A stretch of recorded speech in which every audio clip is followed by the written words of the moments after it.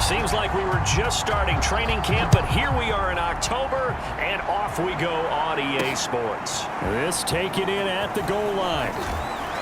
And not much happening on the return as he'll get this to about the 23. And for the first time, we get a look at the veteran Russell Wilson as he gets set to lead yet again this Seattle Seahawks offense. Coming off of a loss their last time out, I think he's just seeking to make a bigger impact on the game. He threw a touchdown pass, didn't throw an interception. I think he just wants to jump those numbers up in terms of flinging it around and letting his receivers get into the end zone. A pass there over the middle to start things out. And this will go as a gain of 7 as he gets it to the 30-yard line. The numbers a week ago for Everett. 6 catches, 78 yards. And they think they have a matchup advantage in this one. They're going to try and find some space for him to work and make sure he touches the football.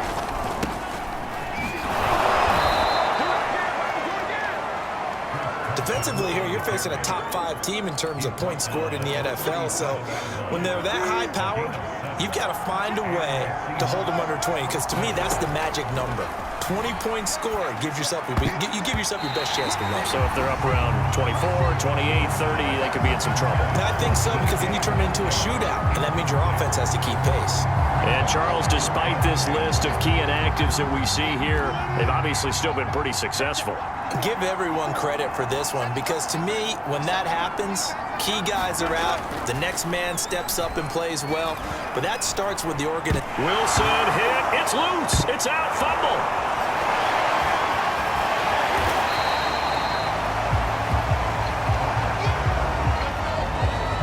Points 1, 2, and 3 in their defensive game plan was to get to the quarterback and knock the ball free. They did it there. Luckily, offense hangs on to it. Yeah, that's got to serve as a wake-up call, though, because they can't afford to let the ball go over to the defense and miss opportunities. And I'm not saying it happened here, but you know what a good rule of thumb is when a play like that occurs? You know who usually recovers it? The guy who missed his block and let his quarterback get hit.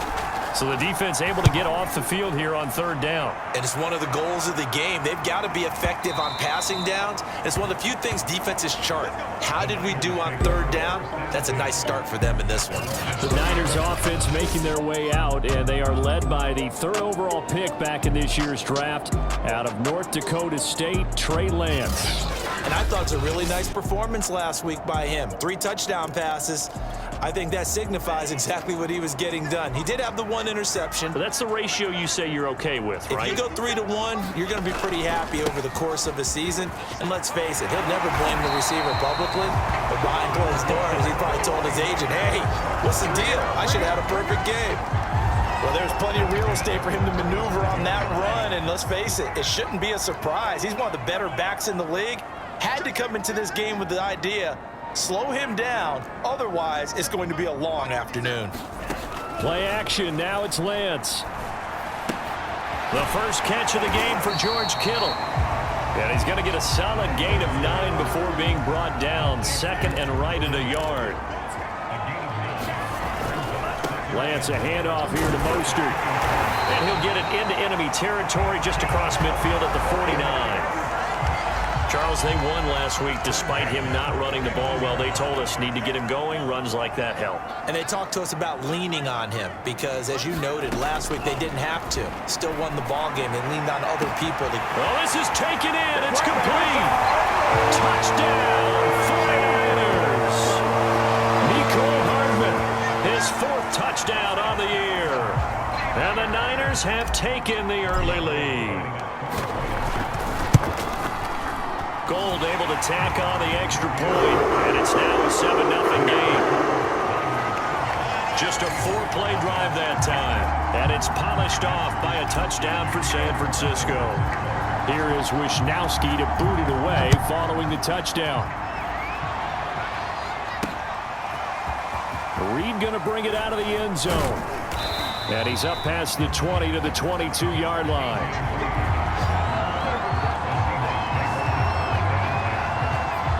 Seattle's offense coming back onto the field, ready for their 2nd drive. Early on, you know, Charles, every game could be called a measuring stick game. But I think when it comes within your division like this, it's a measuring stick game with a little extra intrigue. I would agree with that totally, because all division games have a little extra to them. But I like where this game is situated, because at this stage of the season, it has that little extra juice, but at the same time, it's not a make or break if this were, let's say, week 15, 16, somewhere in that neighborhood. Wilson's throw taken in here by Fulgham. So for this defense, a tall order ahead trying to defend against Russell Wilson. Charles, your keys for how they might go about keeping him in check? Well, before we even get to the keys, let's start with the problems he presents, because he feels pressure so well. He's got a great sixth sense, maybe even a seventh and eighth. He knows where the pressure's coming from. He knows how to slide away from it, sometimes run away from it, and then he finds good throwing lanes to deliver downfield. So to me, it's that pressure inside, big, tall guys to make him try and throw over them and make his height work against him. They try and run on first down, but this one going to lose a couple yards as they get him behind the line. This defense is a difficult one to prepare for, one of the best in the league. They'll come at you from all angles, and they did a nice job there stopping him for a loss. On 2nd and 12, Wilson. They'll find Everett there, complete. And this will move the chains again as the tackle's going to be made at the 49ers 16.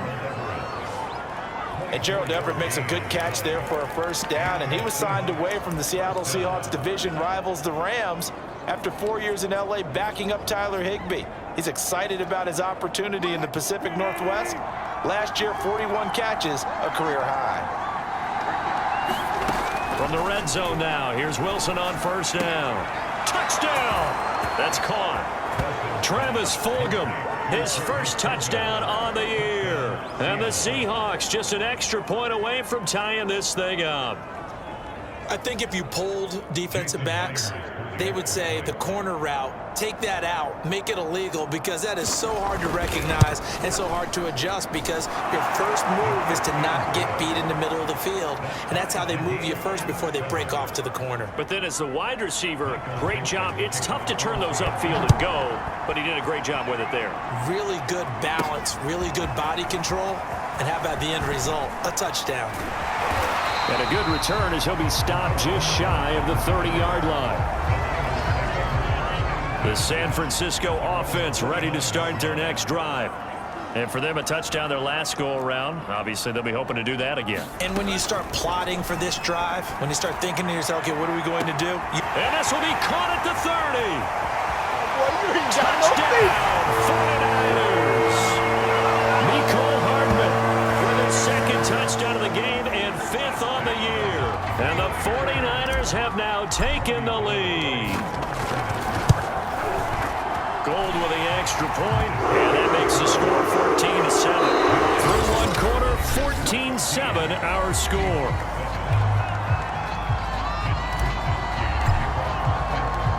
Set now to kick this one away, and off it goes. And this will come out to the 25 as Reed opts for the touchback. Russell Wilson now gears up to lead the offense again. And he had the touchdown on the last drive, also 4 for 4. Very, very effective. What does he need to do to translate that forward into this drive? Not think that what he saw in coverages last time is exactly what he's going to get again. He's got to play ahead and start thinking to himself, okay, we just did that. What are they going to take away now? What do we go to as a counter? And continue to encourage his offensive line to continue to give him time. They were really good on the last drive. Nowhere to go here. He lost the football. And this is going to be 49er football. The defense, they were swarming that time and ultimately got to him before he could get rid of the football and knocked it free. And don't you feel just a little bit of sympathy for him back there, though? So much going on, so much swirling around. He's trying to find someone downfield. He's trying to move around to find an open target.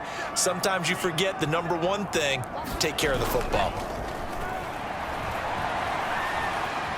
Steps away to his left. And he's left with no option here but to throw it away.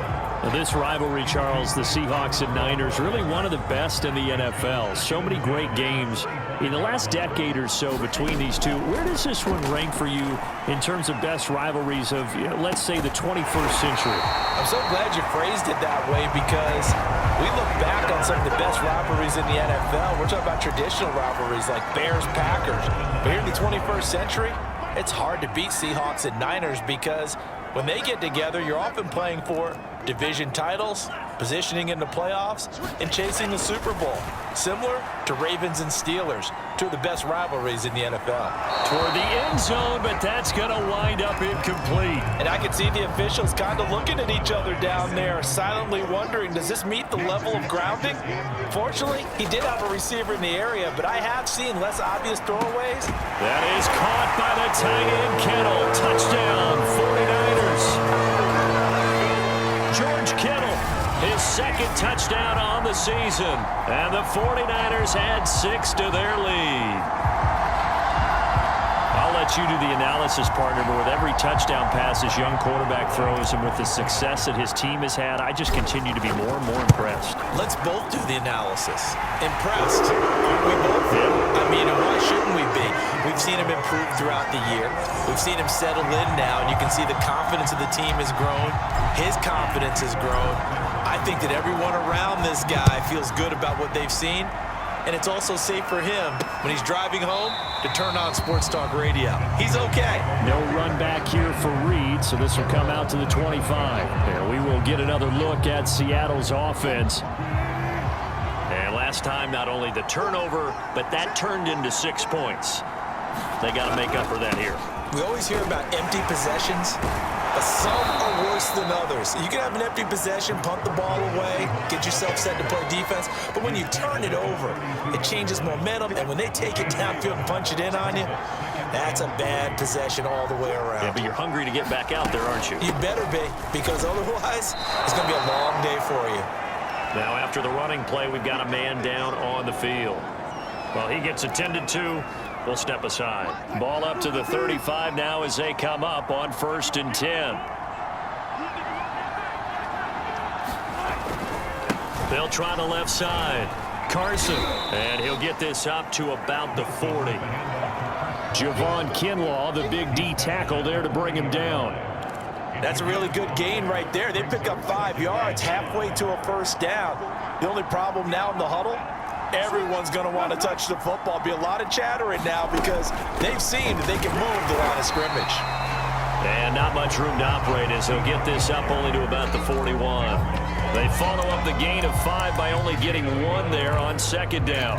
I do know from experience that when you slow down someone's running game, you're now doing the dictating on defense. And guess what? Now you're getting ready to tee off on their quarterback because they have to throw it all the time. But you still have to be alert for the draws and other plays of that nature to make sure you don't get hurt. And he's got the first down yardage as he brings this up to the 47.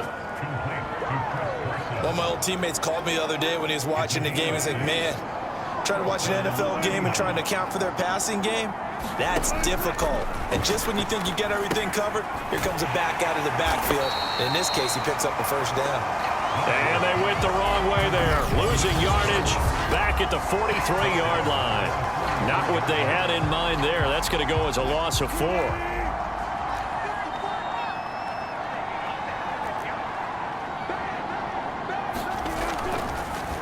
On 2nd down now, it's Carson, and he'll be taken down just shy of midfield. Calling a gain of 6 on the play. That'll bring up 3rd and 8. And there's a run to be happy with. Good, solid yardage. He'll take that any time you hand the ball to him back.